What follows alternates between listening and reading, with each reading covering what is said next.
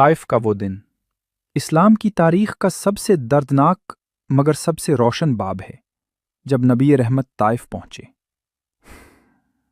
لوگوں نے ان کی بات سننے کے بجائے ان پر پتھر برسائے، گلیوں میں تعقب کیا، پتھروں کی بوچھاڑ سے جسم لہو لہان ہو گیا۔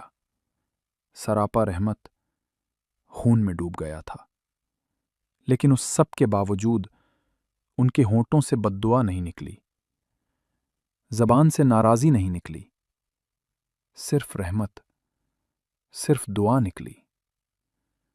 انہوں نے کہا، اے اللہ، انہیں ہدایت دے، یہ نہیں جانتے کہ کیا کر رہے ہیں۔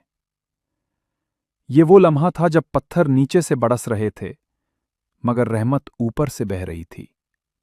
یہ ہمیں سکھاتا ہے کہ جس دل میں اللہ کی محبت ہو، وہ دل تکلیف کے جواب میں بھی رحمت ہی دیتا ہے۔